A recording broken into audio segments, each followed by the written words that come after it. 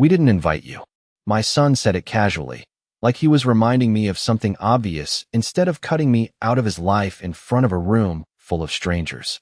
I stood there at the entrance of the restaurant, the warm glow of chandeliers spilling onto the polished marble floor, the sound of laughter and clinking glasses drifting through the open doors just a few feet away.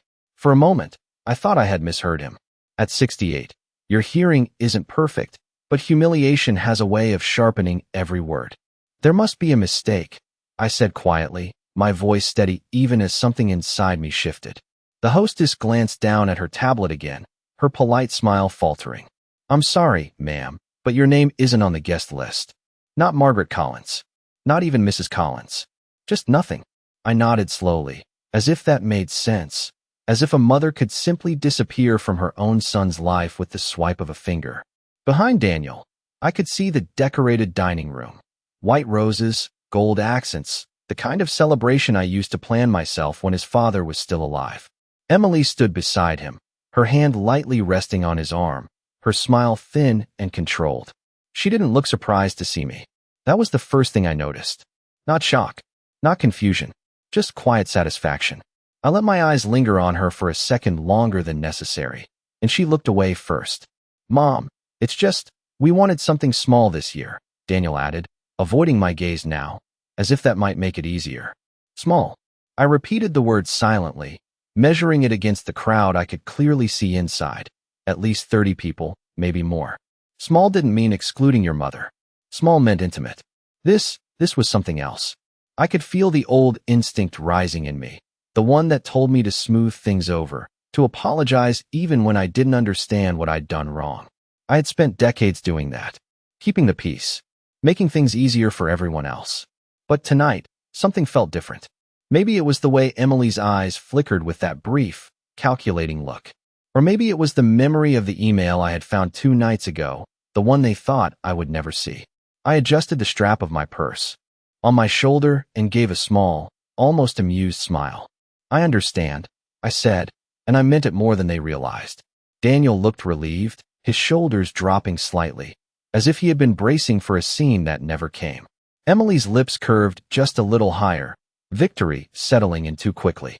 They thought this was the end of the moment, that I would turn around, go home, and quietly accept my place outside their carefully arranged world. What they didn't know was that I hadn't come empty-handed. My fingers brushed against the small box inside my bag, light enough to carry, heavy enough to change everything.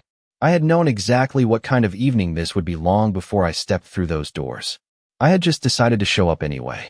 I did not step inside. That was the first choice I made for myself in a very long time.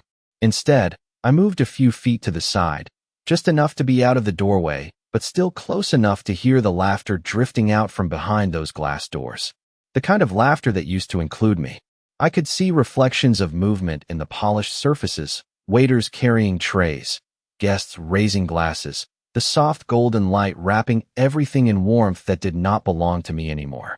It was strange how quickly a place could feel unfamiliar when you were no longer expected to be there. I stood there quietly, my hands resting against my purse, feeling the smooth edges of the box inside. I had chosen it carefully, not for its appearance, but for what it represented. A final piece of a life I had built, one that I had slowly handed over without realizing how little of it I would be allowed to keep. Inside the dining room, I caught a glimpse of Daniel as he leaned in to greet someone, his smile wide, relaxed, the same smile he used to give me when he was a boy and proud of something he had done. For a second, the memory flickered so clearly that it almost hurt. I saw him at 10 years old, running into the kitchen with a report card clutched in his hand, waiting for my approval. I had always been there. Every game, every birthday, every milestone. I had never missed an invitation because there had never been a question that I belonged. Until now, a soft voice broke through my thoughts. "Grandma." I turned to see Lily standing just outside the door, her eyes wide with confusion and something else, something closer to concern. She looked over her shoulder briefly, as if making sure no one was watching her step out. "I did not know you were not invited," she said, her voice quieter now, almost apologetic. I gave her a gentle smile, the kind that did not require explanations. "That makes 2 of us," I replied, keeping my tone light. She hesitated, shifting her weight from one foot to the other. Mom said it was just a small dinner, she added, though even she did not sound convinced by her own words. I glanced past her toward the room again, taking in the decorations, the guests, the careful arrangement of a celebration I had once been responsible for creating. It looks like they managed just fine without me, I said. Lily followed my gaze, then looked back at me, her expression tightening slightly. That is not right, she said softly. There was a quiet honesty in her voice that I recognized immediately. It had not been shaped yet, not softened or redirected. Not like Daniel's had been over the years. I reached into my purse slowly and took out the small box, holding it in both hands for a moment before offering it to her. It was simple, dark blue, neatly wrapped. Nothing about it suggested what it carried. Would you do something for me? I asked. Lily nodded without hesitation. Give this to your dad, I said. Tell him it is from me, and that I came by. She took the box carefully, as if it were more fragile than it looked. Are you not coming in? She asked, her voice almost hopeful. I shook my head gently. No, I said. This is not my place tonight. She looked like she wanted to say more, but instead she held the box a little tighter and gave me a small, determined nod before turning back toward the door. I watched as she disappeared inside, the glass closing behind her, sealing me out once again. For a moment, everything went quiet. Not because the noise inside had stopped, but because I no longer needed to listen. I already knew what would happen next. I had seen it play out in my mind more than once over the past 48 hours. The only difference now was that it was no longer just a possibility. It was already in motion. Inside the dining room, the music softened just enough for conversation to rise above it. And for a brief moment, everything continued exactly as planned. Glasses clinked, chairs shifted, and Emily stood near the center of it all, greeting guests with that same polished smile she had perfected over the years. Daniel laughed at something one of his colleagues said, his posture relaxed, his attention fully absorbed in the world he had chosen to build without me. Then Lily stepped forward. It was a small movement, almost unnoticeable at first, but I knew the exact moment it happened because the rhythm inside the room changed. Not immediately, not dramatically, but just enough. She walked straight to Daniel, holding the box with both hands, her expression serious in a way that did not belong at a celebration. I watched through the glass as she said something to him, her lips forming words I could not hear, but I did not need to. I had already heard them in my mind. His smile faded slightly, confusion replacing it as he took the box from her. Emily noticed the shift right away. Of course she did. She always noticed anything that might disrupt the image she worked so carefully to maintain. Her eyes moved to the box, then to Lily, then back to Daniel. I saw the question forming before she even spoke it. What is that? Her expression seemed to say, even from where I stood. Daniel turned the box over in his hands, as if expecting it to explain itself before he even opened it. For a second, he hesitated. That hesitation told me everything. Somewhere, beneath the distance and the silence he had chosen, there was still a part of him that recognized the weight of something coming from me. The room around him began to quiet, not completely, but enough for attention to shift. Conversation slowed. A few people turned their heads. Emily stepped closer, her hand lightly touching his arm again, but this time it was not gentle. It was controlled, guiding. Go ahead, she seemed to encourage, her smile tightening just a fraction. So he did. He lifted the lid slowly, carefully like someone opening something fragile. And then he stopped, completely still. The change in him was immediate. His shoulders stiffened, his expression drained, and whatever he had expected to find inside that box was not what he was looking at now. Emily leaned in, her curiosity sharper now, and when she saw the contents, her smile disappeared altogether. It did not fade. It vanished. The room felt different then, heavier. The kind of silence that does not come from quiet, but from something shifting beneath the surface. Daniel reached into the box and pulled out the documents, the crisp edges catching the light as he unfolded them. His eyes moved quickly at first, scanning, trying to make sense of what he was seeing. Then slower, more deliberate. I could almost see the moment the understanding settled in. He looked up, instinctively searching, his gaze moving toward the entrance. Toward me. Even from outside, I held his eyes for a brief second, just long enough for him to realize that none of this was an accident. That nothing about tonight had been unexpected for me. Emily said something then, her lips moving faster now, her composure slipping in small, controlled cracks. She reached for the papers, but Daniel did not hand them over right away. That, more than anything, told me the balance had already begun to shift. I stepped back slightly, out of the direct line of sight, not hiding, just removing myself from the center of something that no longer required my presence to unfold. Because the truth is, by the time someone opens the right box, there is nothing left to argue about. Only consequences waiting to be understood. Daniel did not speak right away. He just stood there, the papers still in his hands, as if the weight of them had suddenly become something he could not ignore. Around him, the room shifted in subtle ways. Conversations did not fully stop, but they lost their rhythm. People noticed. They always do when something unplanned enters a carefully controlled space. Emily reached for the documents again, this time more directly, her fingers brushing the edge of the page. "Let me see that," she said, her voice still composed but tighter now, less certain.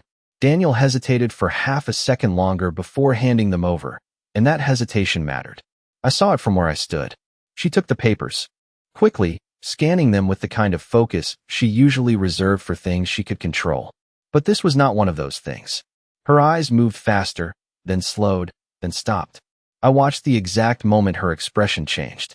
It was small, almost invisible to anyone who did not know her well. The corners of her mouth tightened, her posture stiffened, and for the first time that evening, she looked uncertain. Not surprised, not confused. Uncertain, because she understood. The documents were clear. They had always been clear. Ownership had never fully transferred the way she had assumed. The accounts, the property, the final authority over what remained of everything I had built with Daniel's father, it was all still tied to me in ways she had never bothered to question. Or perhaps she had questioned it, and simply believed she had more time. Daniel spoke then, his voice lower than before, no longer carrying across the room the way it had earlier in the evening. "What is this?" he asked, though the answer was already in his hands, already in the lines he had read. Emily looked up at him, her expression shifting again, searching for the right version of calm to present. "It is probably outdated," she said quickly. "We can look at it later." Later. That word hung there, thin and fragile. But Daniel did not move. He did not smile. He did not return to the easy rhythm of the celebration.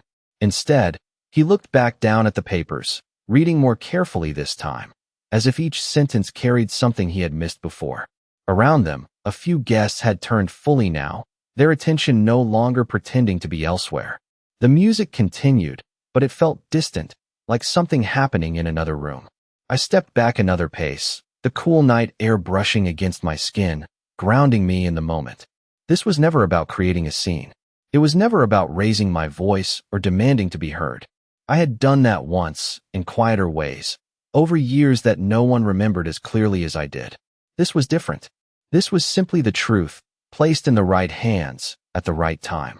Daniel looked toward the door again, his eyes searching, and this time I did not meet his gaze. I did not need to. Whatever he was beginning to understand did not require my explanation. Emily said something else, softer now, leaning closer to him, her tone shifting into something more controlled, more careful. But it was too late for that. The certainty she had carried into this evening was gone, replaced by something far less stable. I could see it in the way her shoulders held tension, in the way her eyes moved just a little too quickly, measuring reactions, calculating outcomes. For years, she had been very good at that, at shaping situations, at guiding decisions, at creating a version of reality that worked in her favor. But tonight, the shape had changed. Not dramatically, not loudly, just enough. And sometimes, that is all it takes.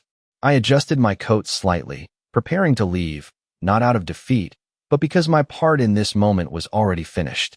There are times when staying only weakens the point you have already made. And I had no intention of weakening anything.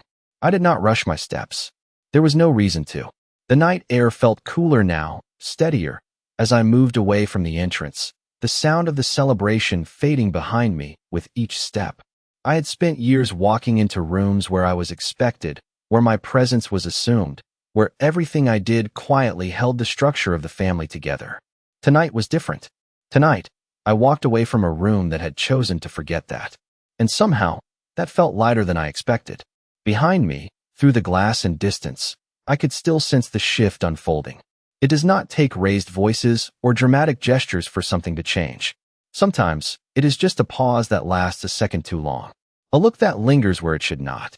A question that no one wants to ask out loud, but everyone begins to feel. Daniel would be asking those questions now. Not the simple ones, not the kind that can be brushed aside with an easy answer, but the ones that sit deeper. The kind that make you reconsider what you thought you understood about your own life, about the people you trusted to guide it. I reached the edge of the sidewalk and stopped for a moment, adjusting my coat again, more out of habit than necessity. Across the street, a couple walked past, laughing quietly, unaware of anything that had just taken place a few feet away. The world does not stop when something shifts inside your own family. It keeps moving, steady and indifferent, reminding you that not everything is meant to revolve around a single moment. But that does not make the moment any less significant. I thought about the last few years, about the small changes that had seemed so easy to ignore at first. The calls that became shorter, the visits that became less frequent, the decisions that were made without including me, always explained in ways that sounded reasonable on the surface. It had not happened all at once. It never does. It happens gradually, quietly, until one day you realize you are no longer part of the center. And by then, the distance feels normal to everyone else. Except you. I had seen it coming long before tonight. Not in one clear moment, but in a series of small realizations that slowly connected into something harder to deny. The email had only confirmed what I already felt. It had not created the truth. It had simply revealed it. And once you see something clearly, you cannot pretend it is not there anymore. I took a slow breath, letting it settle, letting the weight of everything that had happened find its place without overwhelming me. There was no anger in it. Not anymore. Anger requires energy, and I had already spent enough of that trying to hold together something that no longer wanted to stay intact. What remained now was something quieter, something steadier, understanding, perhaps, or acceptance, the kind that does not come from giving up, but from seeing things exactly as they are. A car passed by, its headlights briefly illuminating the street before fading into the distance. I watched it go, then turned slightly, just enough to glance back at the restaurant one last time. The lights were still bright. The doors still open. The celebration still continuing in whatever form it had taken after the interruption I had quietly introduced. But it no longer felt like something I needed to return to. Not tonight. Not the way things were. I adjusted my purse on my shoulder again, feeling the absence of the box now, the space it had left behind. It was a small thing, but meaningful, because what I had given away was not just a set of documents. It was a decision, a boundary, a quiet line drawn in a place where I had once allowed everything to blur. And once a line like that is drawn, it does not disappear just because someone wishes it would. It remains, steady and clear, waiting for others to decide how they will respond to it. The sound of my phone did not come right away. That was the second thing I noticed. If this had been a year ago, even 6 months ago, Daniel would have called before I reached the end of the block. A quick apology, a rushed explanation, something to smooth over the discomfort before it had time to settle. But tonight, there was nothing. Just the quiet hum of traffic in the distance and the steady rhythm of my own steps along the sidewalk. I slipped my hands into my coat pockets, feeling the familiar weight of my keys, grounding myself in something simple and real. It was not silence born from peace. It was silence born from realization. Inside that restaurant, Daniel was still standing there, I imagined, the papers open in his hands, reading and rereading lines he had never taken the time to understand before. Not because they were hidden, but because he had trusted someone else to interpret them for him. That kind of trust is easy to give away, harder to take back once you realize it was misplaced. Emily would be speaking now, carefully choosing her words, adjusting her tone, trying to regain control of something that had slipped just slightly out of her reach. She had always been good at that, at turning moments in her favor, at guiding conversations so that the outcome felt inevitable, even when it was not. But this was different. Documents do not change their meaning based on tone. Facts do not soften because someone speaks more gently. They remain exactly what they are, waiting for someone to either accept them or try to deny them. I reached the corner and paused again, glancing at the darkened storefront across the street. My reflection stared back at me in the glass, older than I sometimes felt, but steadier than I had been in a long time. There was no trembling in my hands, no hesitation in my posture, just a quiet certainty that had not been there before. I thought about the last conversation Daniel and I had before tonight, the way he had spoken quickly, distracted, as if fitting me into a schedule that no longer had space for me. I had noticed it then. Of course I had. You do not spend decades raising someone without recognizing when something in them begins to shift. But I had told myself it was temporary, that things would settle, that we would find our way back to something familiar. That is what I had always done, given time, given understanding, given more of myself than I probably should have. Tonight was the first time I had chosen not to do that. Not because I no longer cared, but because caring does not mean accepting everything that is handed to you. Sometimes it means stepping back and allowing others to see the full weight of their choices without interference. My phone vibrated then, finally, breaking the quiet. I did not rush to answer it. I let it ring once, twice, 3 times. Then I took it out and looked at the screen. Daniel. Of course it was. I stared at his name for a moment, not with anger, not with satisfaction, just with recognition. This was the moment he reached out, not because everything was fine, but because something had changed. I answered on the 4th ring. Mom, he said, his voice different now, lower, uncertain in a way I had not heard in years. I did not respond immediately. I let the silence sit between us, not as punishment, but as space. Space for him to understand that this conversation was not going to follow the same patterns as before. I think we need to talk, he added, the words careful, measured. I looked down the street, watching the faint glow of streetlights stretching ahead, leading somewhere quiet and unknown. We will, I said calmly. Just not tonight. And then I ended the call, not abruptly, not harshly, just decisively, placing the phone back in my pocket as I continued walking forward, leaving behind a night that had finally said exactly what it needed to say. The next morning did not arrive with urgency. It came quietly, the way most important mornings do, without announcement or pressure, just a slow shift of light through the curtains and the steady awareness that something had changed. I woke up earlier than usual, not because I could not sleep, but because my mind no longer felt crowded. There was a stillness there that had been missing for a long time, the kind that comes when a decision has already been made and does not need to be revisited. I moved through my kitchen with familiar motions, setting the kettle on the stove, measuring out coffee, the small routines that had always grounded me. The house felt different, not emptier, but clearer, as if something unnecessary had finally been removed. My phone sat on the counter where I had left it the night before, silent for now, though I knew it would not stay that way. Daniel would call again. Not once. Not casually. This time, he would keep calling until he felt he had regained some form of control over the situation. That was something I understood about him, something that had not changed even as other things had. He did not like uncertainty. He had never learned how to sit with it. The kettle began to whistle softly, and I poured the hot water slowly, watching the steam rise and disappear into the air. I did not rush. There was no need to.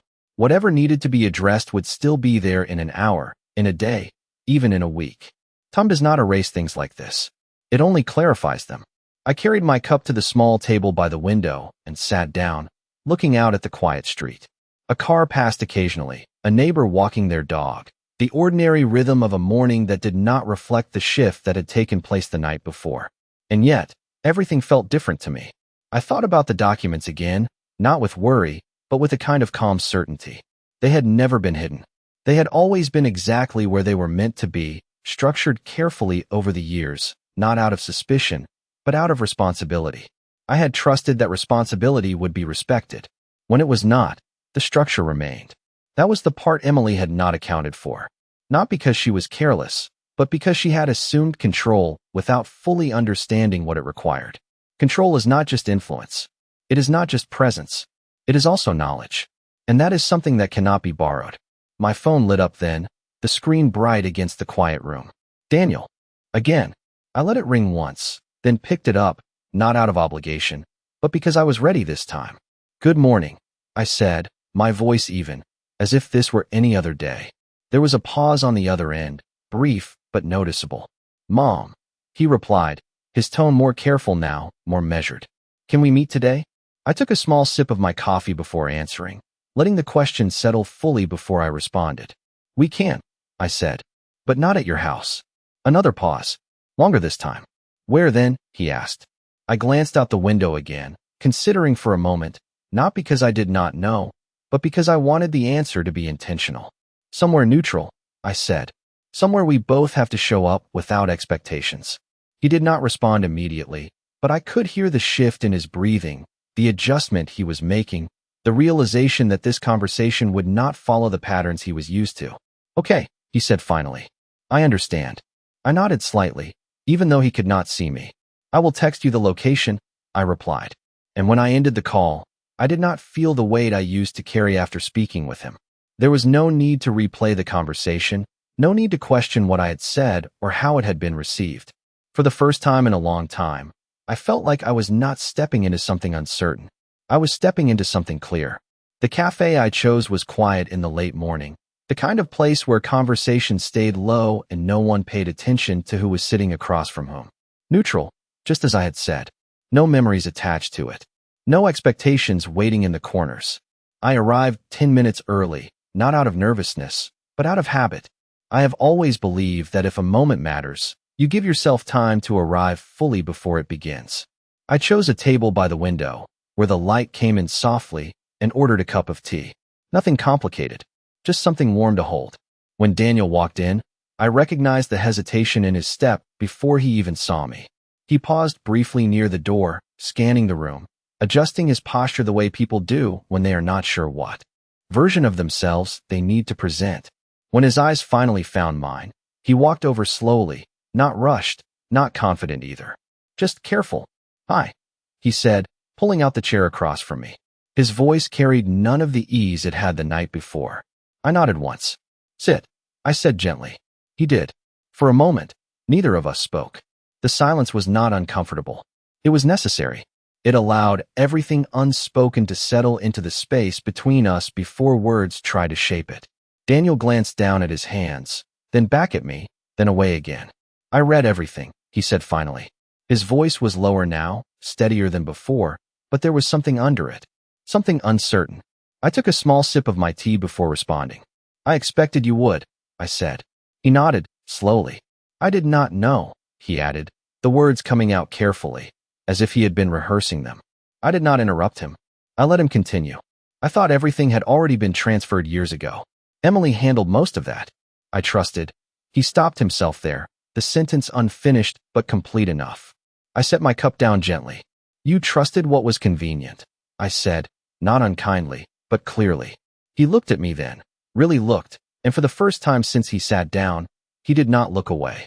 Maybe, he admitted quietly, but I never meant for it to turn into this. This. The word sat there between us, vague but heavy. I leaned back slightly in my chair, not distancing myself, just creating space for the conversation to exist without pressure. It did not turn into anything overnight, I said. It happened slowly. You just did not notice when the direction changed. He exhaled, running a hand through his hair, a gesture I had seen since he was a teenager, one he used when something felt more complicated than he wanted it to be. Why did you not say anything? He asked, his tone not defensive, but searching. I considered that for a moment. Not because I did not have an answer, but because I wanted to give him the right one. I did, I said calmly. Just not in ways you were ready to hear. He frowned slightly, thinking back, trying to piece together moments he may have overlooked, conversations he may have dismissed. Too quickly. That was part of the process. Not something I needed to guide. He would find it on his own. The waitress passed by quietly, setting a glass of water in front of him. He thanked her automatically, then returned his attention to me. Emily said the documents are outdated. He said, testing the statement more than asserting it. I held his gaze, steady and unshaken. They are not, I replied. And you know that. He did not argue. That told me more than anything else could have. The truth had already settled in him. What remained now was not about discovering it. It was about deciding what to do with it. I folded my hands lightly on the table, not in defense, not in control, just present. This is not about taking anything away from you, I said. It is about making sure what was built is respected. Daniel nodded slowly, absorbing that, not fully comfortable with it yet, but no longer resisting it either. Outside the window, people moved past without noticing us, the world continuing as it always does, indifferent to the quiet recalibration happening at a small table inside a cafe. And for the first time since he walked in, Daniel did not look like he was trying to fix something quickly. He looked like he was finally starting to understand it. Daniel did not rush to respond. He sat there, his hands resting on the table, his eyes no longer searching for quick answers but staying where they needed to be. That was the difference I noticed most. He was not trying to move past the moment anymore. He was sitting in it. "I should have paid more attention," he said finally, his voice quieter now, not defensive, not trying to explain anything away, just acknowledging something he could no longer ignore. I nodded once, not as approval, not as judgment, just as recognition. "You should have," I replied calmly. There was no sharpness in my tone, no need for it. The truth does not require volume to be heard. He let out a slow breath, his shoulders lowering slightly, as if something he had been holding on to had finally shifted. "Emily thought everything was already settled," he added, though this time it sounded less like a justification and more like a realization he was still working through.